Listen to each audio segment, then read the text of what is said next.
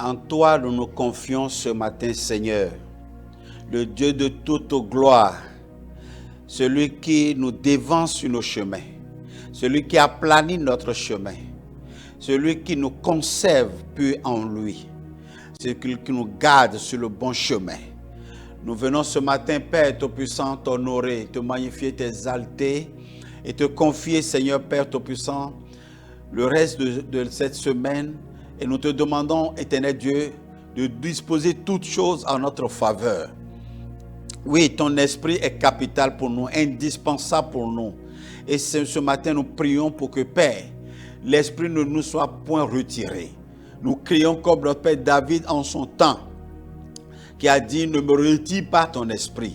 Seigneur Père Tout-Puissant, nous prions pour que tu ne nous retires pas ton esprit. Non seulement cela, mais que tu le permets d'achever son œuvre en nous et de prendre le contrôle de notre âme et de notre corps. Au nom puissant de Jésus-Christ. Merci Seigneur. Dans le nom de Jésus, nous avons prié. Amen.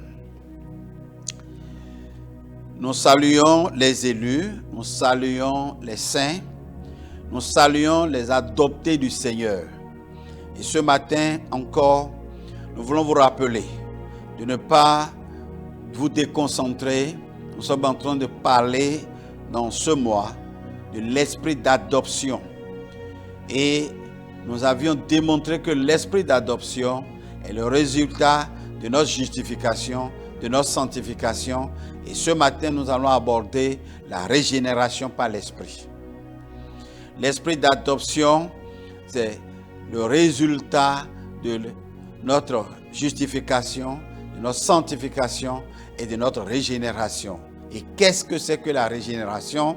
La régénération n'est autre que ce que nous appelons la nouvelle naissance. La naissance de l'esprit. Naître de l'esprit. Et quand vous naissez de nouveau, vous ne naissez pas l'esprit. L'esprit maintenant a le droit, a le devoir, comme une mère, de vous élever, de vous bercer, de vous nourrir, de vous éduquer, de vous redresser, de vous corriger, de vous amener à la connaissance parfaite de la parole. La régénération, c'est quand l'esprit prend le contrôle de votre vie et commence par vous gérer entièrement. La régénération, c'est quand l'esprit vous conduit. C'est là que nous disons que ceux qui sont conduits par l'esprit, c'est-à-dire ceux qui se laissent conduire par l'esprit. Et dans Romains chapitre 8 au verset 16, nous allons lire ceci. L'esprit lui-même rend témoignage à notre esprit que nous sommes enfants de Dieu. L'esprit lui-même rend témoignage à notre esprit que nous sommes enfants de Dieu. Éternel, nous bénissons ton nom pour ta parole. La régénération, c'est quand l'esprit prend contact avec notre esprit humain. C'est quand l'esprit de Dieu prend contact avec l'esprit humain et devient maître de l'esprit humain. Et alors, rien ne vient, aucune inspiration ne vient à partir de cet instant de ton esprit.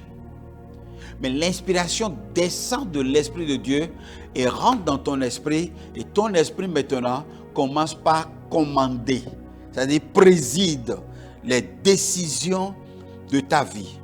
Ton inspiration est totalement l'œuvre de l'Esprit de Dieu sur ton esprit.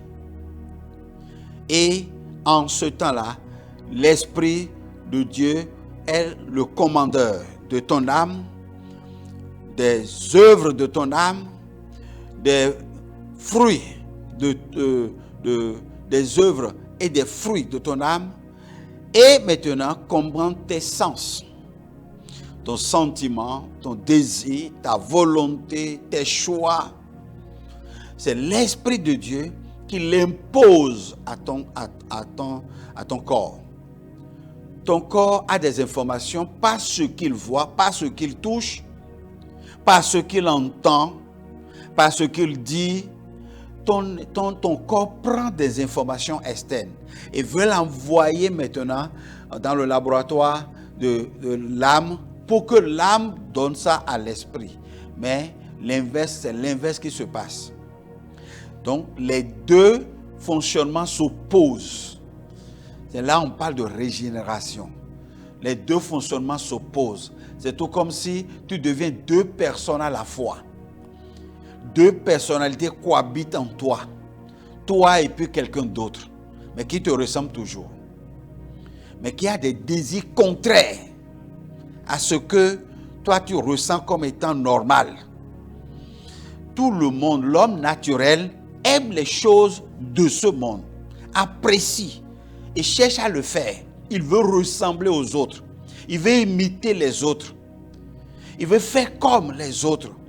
Il veut être aussi membre de la société et qu'on le confond à la société. Mais il y a un autre être en toi automatiquement parce que ton esprit a pris contact avec l'Esprit de Dieu. Il y a un autre homme en toi qui te dit non, tu n'es pas semblable à eux. Tu n'es pas conforme. Tu ne peux pas, tu n'es pas membre de cette famille. Tu ne peux plus fonctionner, tu ne peux plus vivre comme ça. C'est un autre homme qui fait ça. Parce que ton esprit a pris contact avec l'Esprit de Dieu. Alors ça fait naître un autre homme en toi et qui contredit tes sentiments, qui contredit ta volonté, qui contredit tes désirs, qui contredit tes choix. Pendant que tout le monde veut aller dans cette direction, il te dit non, ne prends pas cette direction, prends cette direction. Et chaque fois que tu l'écoutes, toi-même, tu remarques que non, c'est un bon conseil. Mais quand tu désobéis, toi-même, tu ressens les dégâts, les conséquences et tu te dis, j'allais l'écouter. C'est comme ça qu'on apprend. C'est une vie d'apprentissage, d'initiation. Donc la régénération, ce n'est pas un miracle. La régénération, ce n'est pas de la magie. Ou quand l'Esprit de Dieu prend contact avec ton esprit, automatiquement tu changes, tu deviens une nouvelle personne, tu deviens nouveau. Non, ce n'est pas ça. C'est une vie d'initiation, d'apprentissage, où on apprend progressivement. Progressivement, du jour en jour, on grandit avec des échecs, avec des défaites, avec des corrections, avec des instructions. Et finalement, on grandit progressivement. On commence par s'habituer à cette nouvelle personne qui vient de naître en toi et qui te contredit, qui te combat. C'est comme si tu as ton ennemi avec toi. Mais très souvent, quand tu écoutes l'ennemi là, on voit que ça donne du bien. Ça fait du bien. On gagne. On est heureux. Voilà comment ça se passe, la régénération. La régénération n'est pas du jour au lendemain que cela s'opère. Mais c'est une marche progressive avec l'esprit. Et l'esprit étant comme un maître, il n'est pas ton père pour te faire des faveurs de temps en temps, non. En tant que maître, quand tu n'as pas la bonne réponse, il te corrige. Quand tu n'as pas la bonne réponse, il vient, il te punit. Quand tu n'as pas la bonne réponse, chaque fois, il fait quelque chose pour te montrer, pour attirer ton attention que tu es tenu de l'écouter. Tu es tenu de collaborer avec lui. Il est le nouveau conseiller. Il est le nouveau maître de ta vie. C'est avec lui qu'il faut coopérer. Voilà. C'est comme ça la régénération fonctionne dans la vie de croyant. Parce qu'il t'amène quelque part. Il te mène à l'adoption.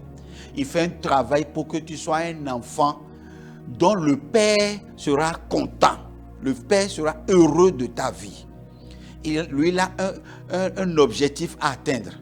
Lui, il a une mission dans ta vie. Voilà. Lui, il veut accomplir quelque chose. Il est là pour faire un travail pour t'amener à la perfection. Parce que tu vas maintenant dans une famille parfaite, dans une maison de famille parfaite et vivre parmi les parfaits. Donc c'est pour cela qu'il prend son temps pour faire ce travail dans ta vie. Donc à partir d'aujourd'hui, commence par apprendre à vivre avec lui, à marcher avec lui, à collaborer avec lui. Commence par le laisser aller loin en toi. Nous allons évoluer dans notre texte que nous avons lu dans le livre de Romains chapitre 8. Nous allons lire le verset 14. Nous allons lire le verset 14, que tu connais très bien. Le verset 14 dit, en effet, tous ceux qui sont conduits par l'Esprit de Dieu sont fils. Tous ceux qui sont conduits par l'Esprit de Dieu sont fils. La Bible n'a pas dit vont devenir fils, mais sont. Ça, c'est le verbe être au présent. Ils sont fils. Ça, c'est un présent qui confirme l'acte. Quand le travail de l'Esprit sera à terme dans ta vie, tu seras fils, déclaré fils. C'est-à-dire, tu es maintenant prêt pour recevoir l'esprit d'adoption.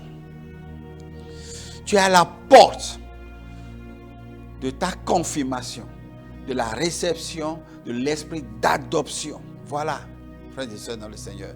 Et ça, tous ceux qui sont conduits par l'Esprit de Dieu sont fils de Dieu.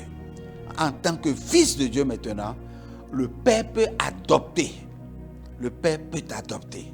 Oh, que c'est merveilleux, que c'est glorieux, que le Père te considère et te déclare fils adopté dans la famille. C'est magnifique, c'est excellent. Et c'est l'objectif que l'Esprit a dans ta vie. Nous savons que l'Esprit fait beaucoup de choses. Il vient pour nous donner les dons de l'Esprit. Il vient pour nous donner le fruit de l'Esprit également. Mais il vient aussi pour faire le travail de fond en nous afin de nous apprêter à être réellement des fils dignes de ce Père-là. Tu ne peux pas avoir un Père saint. Tu ne peux pas avoir un Père infiniment saint parce qu'il n'est pas 3 fois saint. Non. Et si quelqu'un est 4 fois saint, il est plus grand que lui. Non. C'est pour cela qu'il n'est pas 3 fois saint. Il est infiniment saint. Donc, il est venu pour faire de toi un fils saint à l'image d'un Père infiniment saint. Que son nom soit loué. Seigneur, je viens prier pour tous ceux qui partagent ce moment avec nous. Tous ceux qui ont compris ton évangile. Tous ceux qui, Père Tout-Puissant, ont commencé cette marche avec nous. Tous ceux qui ont un cœur qui a soif de la connaissance, qui a soif des profondeurs, qui a soif de la révélation qui libère. Je prie pour eux, afin que, Seigneur, que leur soif s'agrandisse, s'intensifie au nom de Jésus-Christ. La soif de comprendre, la soif de vivre, la soif d'être transformé par la connaissance, son Père s'intensifie en eux au nom de Jésus. Père Tout-Puissant, et toi qui étanches les soifs, parce que dans Jean 7, 37, tu as dit, venez à moi, vous qui avez soif, et je vous donnerai de l'eau. Cette eau qui jaillira de vos seins. Père Tout-Puissant, déverse en eux une quantité, Papa Père, considérable de ton eau qui est la parole de Dieu. Déverse abondamment la parole de Dieu en eux. Pour que, Seigneur Père, ils puissent vraiment s'exclamer et dire, maintenant j'ai compris, maintenant j'ai saisi, maintenant vraiment, Seigneur, c'est mon souhait, c'est mon souhait, c'est mon désir de l'heure, Seigneur Jésus. Et je prie pour que, Père, cela soit accompli au nom de Jésus-Christ. Merci, Seigneur Père, honneur et gloire à toi. Au nom de Jésus, j'ai prié. Amen.